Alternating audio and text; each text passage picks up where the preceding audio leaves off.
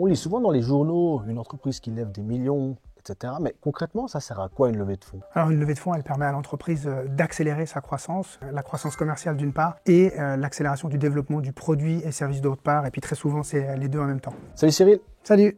on est avec toi, donc tu es coach d'entreprise chez Genilem. Absolument. Ça tombe bien puisqu'on va parler de start-up et de levée de fonds. C'est parti. Les étapes principales, voilà, comment ça se passe? Alors la première des choses à faire, il faut que l'entreprise elle quantifie en fait son besoin dans le temps. En général, on dit qu'il faudrait au minimum avoir 18 mois de trésorerie devant soi. Donc elle va devoir se poser la question du plan sur les 18 prochains mois, de combien d'argent est-ce qu'elle a besoin pour réaliser un certain plan. Après, il faut donc faire cette phase-là, monter un dossier. Après, il faut aller rencontrer des investisseurs, négocier avec eux et puis enfin clôturer le deal, comme on dit. Et ça, donc combien de temps au total ça peut prendre, au minimum? Il faut compter une année. Évidemment qu'il y a des choses qui vont plus rapidement, d'autres qui vont plus lentement, mais la moyenne, on dit qu'il faut compter une année. Et comment finalement l'entreprise, elle peut savoir combien de montants elle doit lever? Enfin, comment je peux me dire, hein, là j'ai besoin d'un million, ou là plutôt 100 000, enfin, comment on sait? Alors elle doit déjà savoir qu'est-ce qu'elle va faire avec cet argent-là. Pendant une durée qui est en général de 18 mois. Et puis en fonction du plan qu'elle veut exécuter pendant ces 18 mois, elle va quantifier combien de dépenses marketing est-ce qu'elle va faire, combien de dépenses en termes de nouveaux recrutements, des nouvelles personnes qui vont venir travailler, et puis de l'acquisition commerciale, de combien est-ce qu'elle va avoir besoin pour accélérer ses ventes. L'entreprise, elle fait ce plan-là, et ensuite, comment elle sait à qui s'adresser finalement? Comment on choisit son investisseur? Alors pour chaque série, comme on les appelle, il y a différents types d'investisseurs. Quand vous n'avez pas encore de vente, vous allez plutôt voir ce qu'on appelle des business angels, qui eux peuvent vous donner, je dirais, jusqu'à 200 000 francs à peu près. Évidemment qu'il y a toujours des exceptions, c'est des moyennes. Après, il y a ce qu'on appelle les VC, les venture capitalistes, qui eux arrivent plus tard en général dans le jeu, quand vous avez déjà des ventes et puis quand vous dépassez déjà une certaine traction commerciale. Plus on devient mature, plus finalement l'investisseur devient plus important. Plus important et donc aussi plus investi et plus éduqué. Finalement, est-ce que l'entreprise, elle donne quoi en échange? Enfin, si je reçois 1 million, qu'est-ce que je dois donner? Départ de l'entreprise.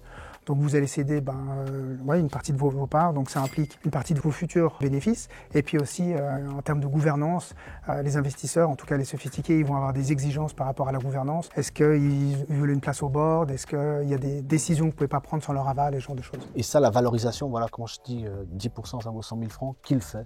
Alors c'est une négociation, parce qu'évidemment, la start-up, elle va vouloir obtenir le maximum d'argent et céder le minimum de parts. L'investisseur, il va vouloir l'inverse. Donc c'est vraiment une négociation qui doit se faire. Entre deux parties toujours. Oui.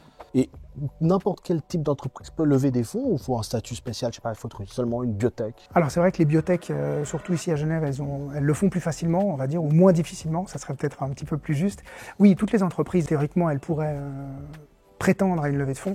Maintenant, ce qu'il faut voir, c'est du point de vue de l'investisseur. Les investisseurs, ils ne vont pas investir dans tout type d'entreprise. Il faut qu'il y ait une taille de marché suffisamment grande, il faut qu'il y ait une différenciation suffisamment forte, il faut qu'il y ait une équipe suffisamment solide. Finalement, la principale erreur aujourd'hui quand on veut lever des fonds, ça serait laquelle? Alors la principale erreur, je dirais, c'est que les startups, elles comprennent de leur point de vue pourquoi est-ce qu'elles ont besoin d'argent. Ce qu'elles ne comprennent pas forcément, c'est pourquoi l'investisseur investirait ou n'investirait pas. Donc je dirais que c'est plutôt ça, parce qu'un investisseur, il ne va jamais investir, il ne va jamais vous acheter du confort. Il va vous acheter de l'attraction commerciale ou de produits. Et du coup, souvent, la startup, elle se pose uniquement la question pour elle, qu'est-ce que ça m'amène? Mais quel est le narratif? Qu'est-ce qu'elle va promettre quelque part? Quel est le plan qu'elle va raconter à l'investisseur? Mais est-ce que des fois, les startups vont être trop grands, par exemple? Ça a déjà arrivé, d'être trop optimiste? C'est compliqué parce que oui, bien sûr que ça arrive, mais c'est vrai que si vous voyez trop petit, si vous êtes un petit peu trop réaliste, du coup le plan pour l'investisseur, il est peut-être pas très sexy et du coup elles vont pas investir. Donc il y a de nouveau un arbitrage à faire entre promettre la lune et puis délivrer cette même lune, quoi. Ok, très bien. Merci beaucoup Cyril. Merci à vous.